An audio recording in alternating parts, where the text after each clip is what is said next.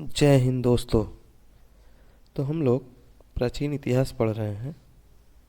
उसी में आज का अगला चैप्टर है चैप्टर नंबर 3 महाजनपद काल, जो 600 ईसा पूर्व से 325 ईसा पूर्व तक चला था। तो देखते हैं इस चैप्टर का पहला प्रश्न क्या है। पहला प्रश्न है प्रश्न नंबर 1, सूची 1 को सूची 2 से सुमेलित कीजिए। इसमें सूची 1 में दिया है महाजनपद और सूची 2 में दिया है राजधानी। तो जो महाजनपद गांधार था उसकी राजधानी थी तक्षशिला। सूरसेन की राजधानी थी मथुरा। वत्स की राजधानी थी कौशाम्बी और कौशल की राजधानी थी श्रावस्ती। ऑप्शन नंबर ए सही हो जाएगा। 4, 1, 2, 3। अगले प्रश्न की तरफ बढ़ते हैं। प्रश्न नंबर 2 है, हर्यक वंश के किस शासक को कुड़िक कहा जाता था? तो हर्यक वंश के अजात शत्रु नामक शासक को कुड़िक कहा जाता था। याद रखेंगे, अजात शत्रु को कुड़िक कहा जाता था। अगला प्रश्न है प्रश्न नंबर 3, किस शासक ने गंगा एवं सोन नदियों के संगम पर पाटलिपुत्र नामक नगर की स्थापना की? तो इसका ऑप्शन नंबर बी सही हो जाएगा, उदयन। अगला प्रश्न है प्रश्न नंबर 4, शिशुनाग वंश का वह कौन सा शासक था जिसके समय में वैशाली में द्वितीय बौद्ध संगीति का आयोजन किया गया? उसे काकवर्ण के नाम से भी जाना जाता है। तो ये हो जाएगा आंसर कालाशोक। ऑप्शन नंबर बी सही हो जाएगा, कालाशोक। अगला प्रश्न है प्रश्न नंबर 5, 323 ईसा पूर्व में सिकंदर महान की मृत्यु हुई थी।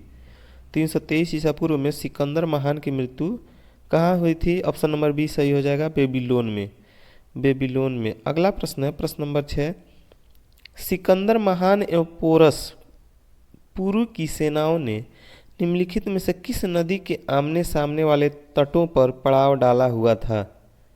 इसका ऑप्शन नंबर बी हो जाएगा, झेलम नदी के तट पर। अगला प्रश्न है प्रश्न नंबर 7,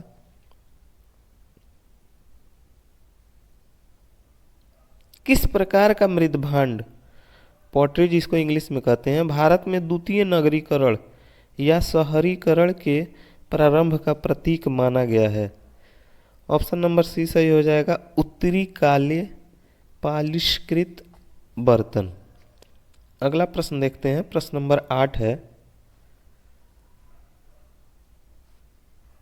पाली ग्रंथों में गांव के मुखिया को क्या कहा गया है? तो पाली ग्रंथ में गांव के मुखिया को भोजक या ग्राम भोजक कहा जाता है। ऑप्शन नंबर बी सही हो जाएगा। अगला प्रश्न है प्रश्न नंबर 9, उज्जैन का प्राचीन नाम था। तो उज्जैन का जो प्राचीन नाम था वो था, ऑप्शन नंबर ए हो जाएगा, अवंतिका। अगला प्रश्न है प्रश्न नंबर 10, नंद वंश का संस्थापक कौन था? तो नंद वंश का संस्थापक हो जाएगा option number A, Mahapadma Nanda. Option number A सही हो जाएगा, महापद्य नंद। अगला प्रश्न है प्रश्न नंबर 11, ग्रीक या यूनानी लेखकों द्वारा किसे अग्रमीज या जेंड्रमीज कहा गया? इसका ऑप्शन नंबर डी सही हो जाएगा, घनानंद को। अगला प्रश्न है प्रश्न नंबर 12, प्राचीन भारत में पहला विदेशी आक्रमण किसके द्वारा किया गया? तो प्राचीन भारत में पहला विदेशी आक्रमण ईरानियों द्वारा किया गया था। ऑप्शन नंबर ए सही हो जाएगा, ईरानियों द्वारा। अगला प्रश्न है प्रश्न नंबर 13, प्राचीन भारत में दूसरा विदेशी आक्रमण एवं पहला यूरोपीय आक्रमण किनके द्वारा किया गया? तो ये ऑप्शन नंबर बी हो जाएगा, यूनानियों द्वारा। अगला प्रश्न है प्रश्न नंबर 14, ईरान के हखमनी वंश के किस शासक ने भारतीय भूभाग को जीतने के बाद उसे फारस साम्राज्य का 20वां प्रांत क्षत्रपी बनाया? इसका ऑप्शन नंबर बी हो जाएगा, Darius Darayavahu first. Option number B सही हो जाएगा, डेरियस दार्यबाहु फर्स्ट। अगला प्रश्न है प्रश्न नंबर 15, हाइडेस्पस या वितस्ता आधुनिक नाम झेलम। का युद्ध 326 ईसा पूर्व किन किन शासकों के बीच हुआ? इसका ऑप्शन नंबर ए सही हो जाएगा, सिकंदर एवं पोरस के मध्य। अगला प्रश्न है प्रश्न नंबर 16, सिकंदर ने भारत पर कब आक्रमण किया? सिकंदर ने भारत पर 326 ईसा पूर्व में आक्रमण किया था। ऑप्शन नंबर ए सही हो जाएगा। अगला प्रश्न है प्रश्न नंबर 17, सूची 1 को सूची 2 से सुमेलित कीजिए। सूची 1 में शासक और सूची 2 में वंश दिया हुआ है। तो जो बिम्बिसार था वो हर्यक वंश का शासक था। कालाशोक शिशुनाग वंश का शासक था। महापद्यनंद मौर्य वंश का शासक था और बिंदुसार नंद वंश का शासक था। सॉरी इसमें मिस्टेक हुआ है थोड़ा। जो महापद्यनंद था वो नंद वंश का शासक था और बिंदुसार मौर्य वंश का शासक था। इस प्रकार ऑप्शन नंबर जो बी होगा वो सही हो जाएगा। 1 2 4 3।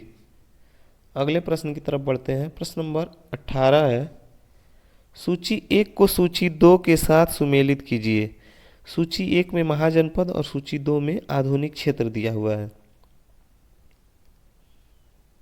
तो मगध जो था उसका आधुनिक क्षेत्र पटना व गया जिले, Vatsa Allahabad, Kosala Awadh, Avanti Malwa. Option number A सही हो जाएगा। 1 2 3 4। अगला प्रश्न है प्रश्न नंबर 19, मगध की प्रथम राजधानी कौन सी थी? तो जो मगध की प्रथम राजधानी थी वो थी गिरिव्रज या राजगृह। ऑप्शन नंबर सी सही हो जाएगा। अगला प्रश्न है प्रश्न नंबर 20, किस शासक द्वारा सर्वप्रथम पाटलिपुत्र का राजधानी के रूप में चयन किया गया? तो वो शासक कौन था जो सबसे पहले पाटलिपुत्र को अपना राजधानी बनाया? वो शासक था उदयन। उदयन द्वारा। ऑप्शन नंबर सी सही हो जाएगा, उदयन। अगला प्रश्न है प्रश्न नंबर 21, 16 महाजनपदों की सूची उपलब्ध है। तो 16 महाजनपदों की सूची कहाँ उपलब्ध है? अंगुत्तर निकाय में। ऑप्शन नंबर बी सही हो जाएगा, अंगुत्तर निकाय। अगला प्रश्न है प्रश्न नंबर 22, निम्नलिखित में से मगध का कौन सा राजा सिकंदर महान का समकालीन था? तो सिकंदर के समय का समकालीन राजा कौन था? ऑप्शन नंबर बी हो जाएगा, घनानंद। घनानंद। अगला प्रश्न है प्रश्न नंबर 23, प्रथम मगध साम्राज्य का उत्कर्ष किस नदी में हुआ था? किस सदी में हुआ था? ऑप्शन नंबर बी हो जाएगा, 6ठी सदी ईसा पूर्व। 6ठी सदी ईसा पूर्व। अगला प्रश्न है प्रश्न नंबर 24, सिकंदर की भारत में सफलता के निम्न कारण थे। सिकंदर जो भारत में सफलता प्राप्त किया उसके कौन कौन से कारण थे? पहला दिया है, भारत में तब कोई केंद्रीय सत्ता नहीं थी, ये सही है। अगला, उसकी सेना श्रेष्ठ प्रकार की थी, ये भी सही है। तीसरा, उसे देशद्रोही भारतीय शासकों का सहयोग मिला, ये भी सही है। चौथा, वह एक अच्छा प्रशासक था, ये भी सही है। इसका मतलब ऑप्शन नंबर डी सही हो जाएगा। 1 2 3 एवं 4। अगला प्रश्न देखते हैं। प्रश्न नंबर 25 है, सूची 1 को सूची 2 के साथ सुमेलित कीजिए तथा सूचियों के नीचे दिए गए कूट में सही उत्तर चुनिए। तो इसमें सूची 1 में दिया है राजा और सूची 2 में दिया है राज्य। तो प्रद्योत राजा कहाँ का, किस राज्य का शासक था? तो ये था अवंती। प्रद्योत का हो जाएगा अवंती। उदयन, वत्स, प्रसेनजीत, कौशल और अजात शत्रु मगध। इसका मतलब ऑप्शन नंबर सी सही हो जाएगा। 3 2 4 1। अगला प्रश्न है प्रश्न नंबर 26, अभिलेखीय साक्ष्य से प्रकट होता है कि नंद राजा के आदेश से एक नहर खोदी गई थी। ऑप्शन नंबर सी सही हो जाएगा, कहाँ? कलिंग में। अगला प्रश्न है प्रश्न नंबर 27, पहला ईरानी शासक जिसने भारत में कुछ भाग को अपने अधीन किया था, वो कौन सा पहला ईरानी शासक था? डेरियस। ऑप्शन नंबर सी सही हो जाएगा, डेरियस। अगला प्रश्न है प्रश्न नंबर 28। मगध के राजा अजातशत्रु का सदैव किस गणराज्य के साथ युद्ध रहा? ऑप्शन नंबर ए सही हो जाएगा, वज्जी संघ, वैशाली। अगला प्रश्न है प्रश्न नंबर 29। वज्जी संघ के विरुद्ध मगध राज्य के किस शासक ने प्रथम बार रथ मूसल, एक ऐसा रथ जिसमें गदा जैसा हथियार जुड़ा था, तथा महाशिलाकंटक, पत्थर फेंकने वाला एक युद्ध यंत्र नामक गुप्त हथियारों का प्रयोग किया? तो ये था अजातशत्रु। ऑप्शन नंबर ए सही हो जाएगा, अजातशत्रु। अगला प्रश्न है प्रश्न नंबर 30। नंद वंश का अंतिम सम्राट कौन था? तो नंद वंश का जो अंतिम सम्राट था वो था घनानंद। ऑप्शन नंबर बी सही हो जाएगा, घनानंद। अगला प्रश्न है प्रश्न नंबर 31। भारत में सिक्कों या मुद्रा का प्रचलन कब हुआ? तो भारत में सिक्कों या मुद्रा का जो प्रचलन था वो 600 ईसा पूर्व में हुआ था। ऑप्शन नंबर सी सही हो जाएगा, 600 ईसा पूर्व। अगला प्रश्न है प्रश्न नंबर 32। निम्न राजाओं पर विचार कीजिए। कौन कौन राजा है? अजातशत्रु, बिंदुसार, प्रसेनजीत। इनमें से कौन कौन बुद्ध के समकालीन थे? तो बुद्ध के समकालीन कौन कौन थे? अजातशत्रु और प्रसेनजीत। अजातशत्रु और प्रसेनजीत। तो ऑप्शन नंबर सी सही हो जाएगा, 1 और 3। जो बिंदुसार था वो बुद्ध के समकालीन नहीं था। अजातशत्रु और प्रसेनजीत बुद्ध के समकालीन थे।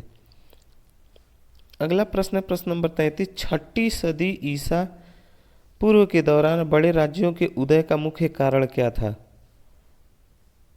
तो इसका ऑप्शन नंबर ए हो जाएगा, उत्तर प्रदेश और बिहार में व्यापक पैमाने पर लोहे का उपयोग, यही कारण था। अगला प्रश्न है प्रश्न नंबर 34।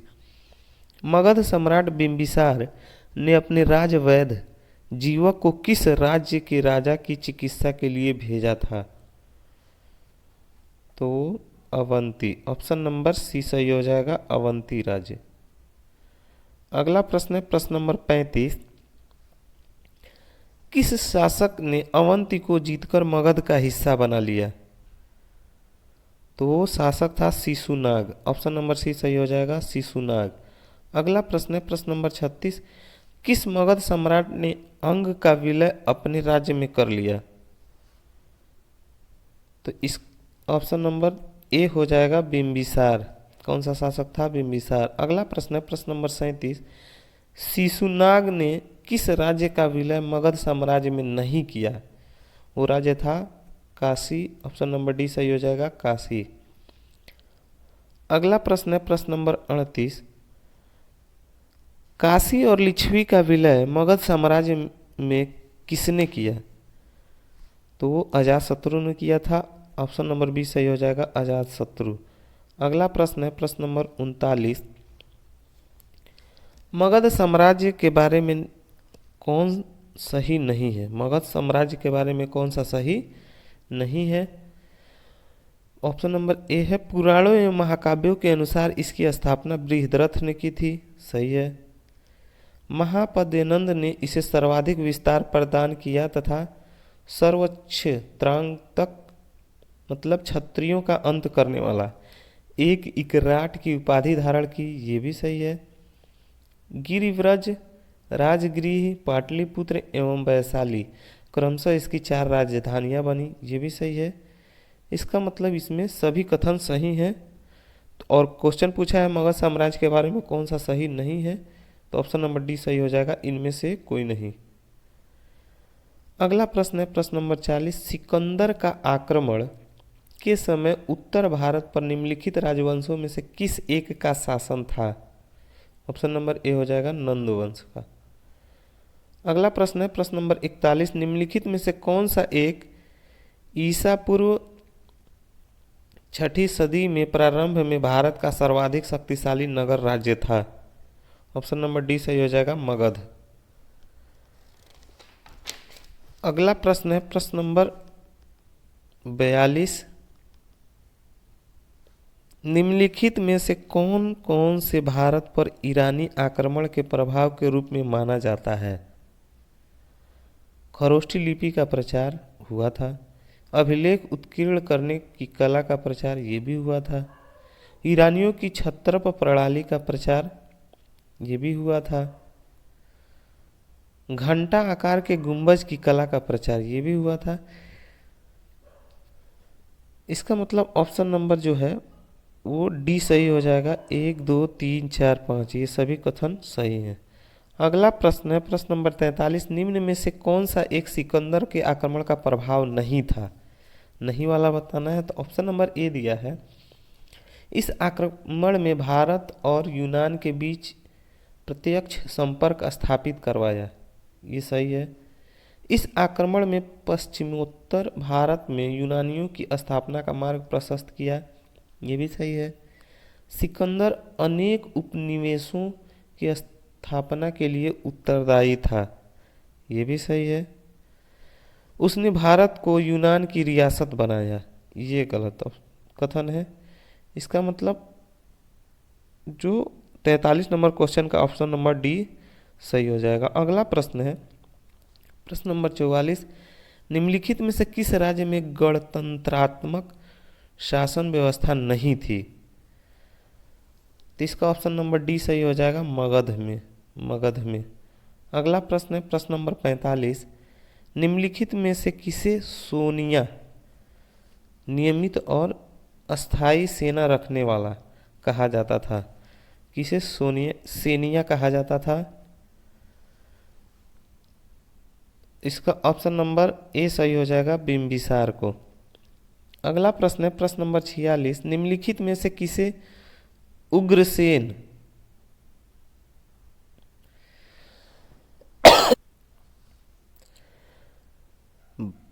भयानक सेना का स्वामी कहा जाता था? ऑप्शन नंबर ए सही हो जाएगा, महापद्यनंद। अगला प्रश्न है प्रश्न नंबर 47। डेरियस दार्याबाहु फर्स्ट ने 516 ईसा पूर्व में सिंधु के तटवर्ती भूभाग को जीतकर उसे ईरान का 20वां क्षत्रपी मतलब प्रांत बनाया। उससे कितना राजस्व प्राप्त होता था? इसका ऑप्शन नंबर ए हो जाएगा, 360 टैलेंट। अगला प्रश्न है प्रश्न नंबर 48। निम्नलिखित में से कौन सिकंदर के साथ भारत आने वाला इतिहासकार नहीं था? तो नियाकर्स था, एनासिक्रिटिस ये भी था, एरिस्टोबुलस ये भी था, हेरोडोटस नहीं था। ऑप्शन नंबर डी सही हो जाएगा, हेरोडोटस। अगला प्रश्न है प्रश्न नंबर 49। महाजनपद काल में श्रेणियों के संचालक को कहा जाता था? महाजनपद काल में श्रेणियों के संचालक को श्रेष्ठिन कहा जाता था। ऑप्शन नंबर ए सही हो जाएगा। अगला प्रश्न है प्रश्न नंबर 50। गृहपति का अर्थ है, गृहपति का अर्थ है धनी किसान। ऑप्शन नंबर ए सही हो जाएगा, धनी किसान। अगला प्रश्न है प्रश्न नंबर 51। सूची 1 को सूची 2 के साथ सुमेलित कीजिए। सूची 1 अष्टकुलक ये क्या था? परामर्शदायी संस्था थी। महामात्र उच्च कोटि के अधिकारी होते थे। बलिसाधक किसानों से कर वसूलने का अधिकारी, बलिसाधक। और सौल्किक या शुल्काध्यक्ष, शिल्पियों और व्यापारियों से शुल्क या चुंगी वसूलने वाला अधिकारी। इसका ऑप्शन नंबर ए सही हो जाएगा, 1 2 3 4।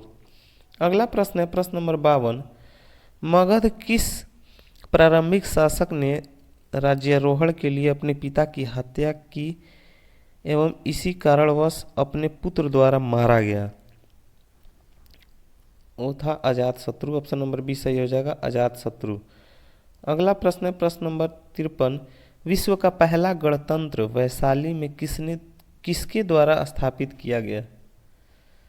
तो ये स्थापित किया गया था लिच्छवी के द्वारा। ऑप्शन नंबर डी सही हो जाएगा, लिच्छवी। अगला प्रश्न है प्रश्न नंबर 54। सूची 1 को सूची 2 से सुमेलित कीजिए और नीचे दिए गए कोड से सही उत्तर चुनिए। सूची 1 में महाजनपद और सूची 2 में राजधानी दी हुई है। तो कुरु की राजधानी जो थी वो इंद्रप्रस्थ थी। पांचाल की राजधानी अहिच्छत्रौ, अंचाल की राजधानी अहिच्छत्र, कौशल की राजधानी साकेत थी और वत्स की राजधानी कौशाम्बी थी। इसका ऑप्शन नंबर बी सही हो जाएगा। अगला प्रश्न है प्रश्न नंबर 55। निम्न में कौन एक बौद्ध ग्रंथ 16 महाजनपदों का उल्लेख करता है? तो ये है अंगुत्तर निकाय। ये क्वेश्चन पहले भी आ चुका है। ऑप्शन नंबर ए सही हो जाएगा, अंगुत्तर निकाय। अगला प्रश्न है प्रश्न नंबर 56। 6ठी शताब्दी ईसा पूर्व का मत्स्य महाजनपद स्थित था, वो कहाँ था? राजस्थान में। ऑप्शन नंबर बी सही हो जाएगा, राजस्थान। और अगला प्रश्न जो इस चैप्टर का लास्ट प्रश्न है, प्रश्न नंबर 57। निम्नलिखित में से किस एक नदी को पहले वितस्ता नाम से जाना जाता था? वो नदी था झेलम नदी। ऑप्शन नंबर बी सही हो जाएगा, झेलम नदी। इसी के साथ आज का प्राचीन इतिहास का यह चैप्टर समाप्त होता है। फिर मिलते हैं अगले चैप्टर के साथ। तब तक के लिए धन्यवाद। जय हिंद।